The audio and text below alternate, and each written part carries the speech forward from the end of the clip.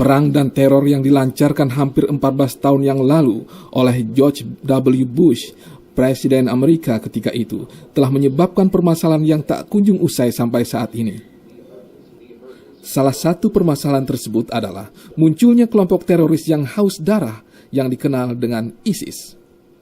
Tahun lalu, pasukan Amerika bersama dengan pasukan Sekutu Barat kembali ke Irak dengan dalih untuk memerangi ISIS setelah kelompok itu mengambil alih sebagian kecil wilayah Irak dan Suriah, serta memproklamirkan negara Allah mereka sendiri di kedua negara ini.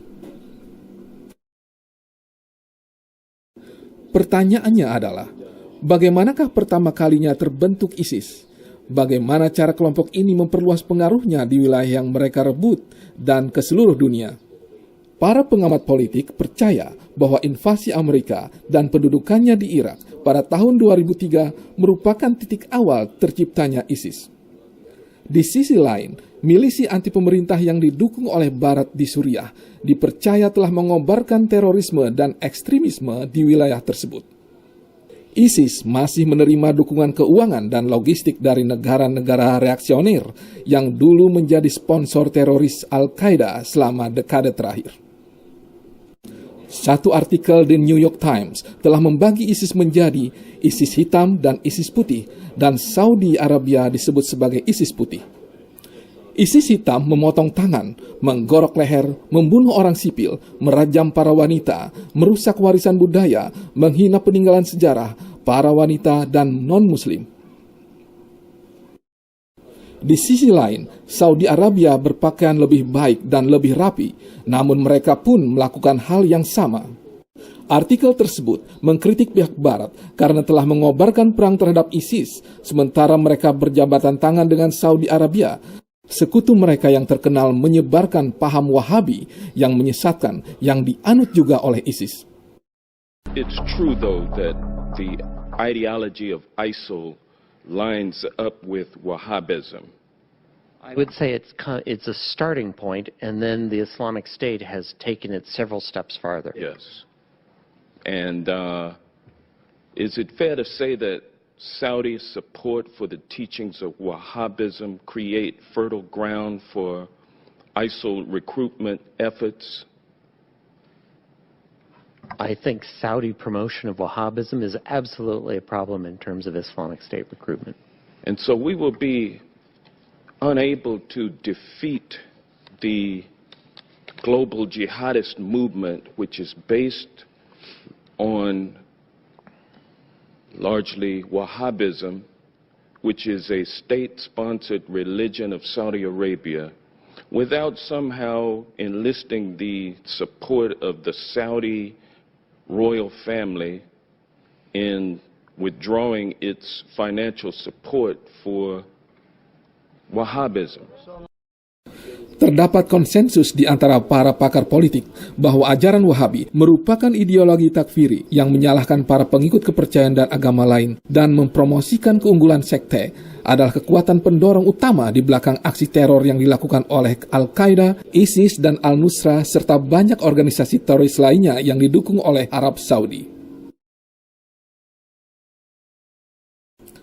Bahkan, semua kelompok teroris ini berasal dari kerajaan di mana pemimpin dan sekutunya bergantung dan bahu-membahu dengan petinggi agama yang membuat, menyebarkan, dan mempertahankan paham Wahabi, ideologi fanatik yang lahir melalui pembantaian besar-besaran dan darah. Selama berabad-abad, daerah barat dan tengah Arab Saudi porak-poranda karena perang antara suku hingga abad ke-18. Ketika Saudi mulai menjadi wilayah subur tempat berkembangnya paham Wahabi yang dipimpin oleh seorang yang membiarkan murid-muridnya membunuh para pengikut agama dan sekte lain serta menjarah apa saja yang ada di hadapan mereka. Menurut Abdul Wahab, semua muslim wajib secara individu berjanji setia kepada seorang pemimpin muslim, dan siapa saja yang tidak patuh dengan ajaran ini harus dibunuh. Istri dan putri mereka harus menerima kekerasan, dan jabatan mereka harus dirampas. Penyimpangan ajaran Islam ini tercermin dalam doktrin ISIS hitam. Namun, ini pula yang Saudi lakukan sebagai mentor dan penyebar ajaran yang sama.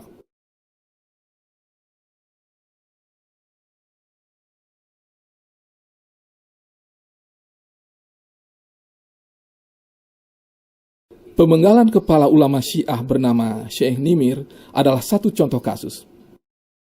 Today is a day of mourning. Mark this day, the 2nd of January, the day our own scholar, the day a defender of the innocent was slaughtered to death before our very eyes.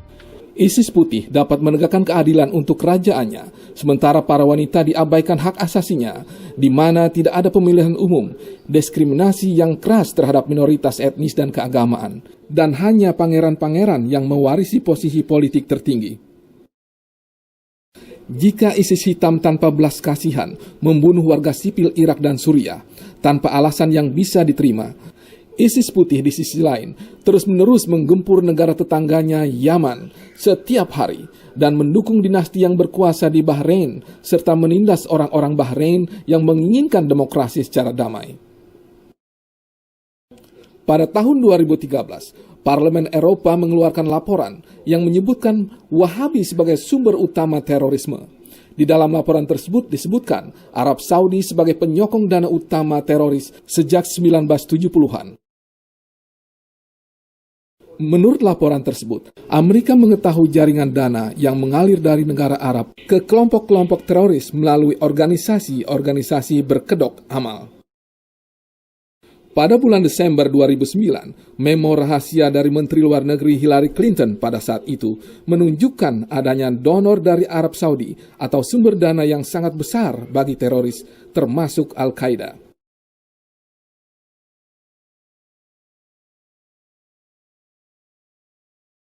Lebih banyak lagi yang perlu dilakukan, karena Saudi masih menjadi penyokong dana utama bagi Al-Qaeda, Taliban, LET, dan kelompok-kelompok teroris lainnya.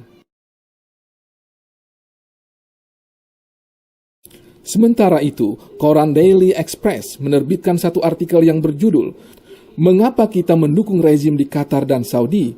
Padahal Saudi Arabia dan Qatar tidak diragukan lagi telah mempersenjatai dan mendanai ISIS.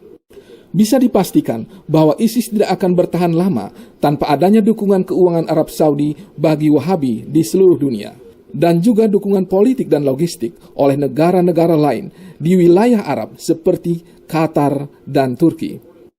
Menurut Guntur Meyer, Direktur Pusat Riset Dunia Arab dari Universitas Maine di Jerman, sumber terpenting keuangan ISIS sampai sekarang mengalir dari negara-negara Teluk, terutama Saudi, Qatar, Kuwait, dan Uni Emirat Arab.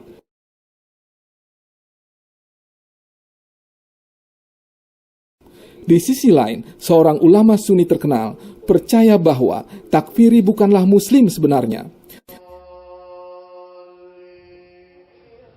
اینها با این عملی که خشونت آمیز انجام میدن با این عمل تندروانه خود که انجام میدن هم خود مسلمین متنفر میکنن جامعه اسلامی را از خود و هم با دنیا را علیه خود دنیا علیه اسلام چون اینا به هر حال منسوب به منتسب به اسلام و وقتی این کار را انجام میدن دنیا علیه اسلام تبلیغ میکنه میگه مسلمانان مثلا خشونت دارن مسلمانان چنان کارهای زشتی انجام میدن و در نتیجه ضربه به اسلام برمیگرده اصل اسلام ضربه میخوره و تبلیغ علیه اسلام انجام میگیره و زمینه‌اش را اینها فراهم میکنه متاسفانه. Untuk menyelamatkan dunia dari kejahatan ISIS, 3 langkah penting mesti dilakukan pada tingkat nasional, regional, maupun internasional. Di tingkat nasional, negara-negara yang mendukung ISIS dengan dolar dari penjualan minyak mereka harus mengubah kebijakan mereka dalam hal ini. Di tingkat regional, semua negara yang terlibat harus memberikan prioritas pada perkembangan bersama di daerah tersebut ketimbang kepentingan sekte. Dan akhirnya, di tingkat internasional, tidak hanya komunitas internasional, tetapi juga kekuatan-kekuatan utama harus meninggalkan standar ganda dan bergandengan tangan dalam menghapus segala bentuk terorisme, baik hitam maupun putih.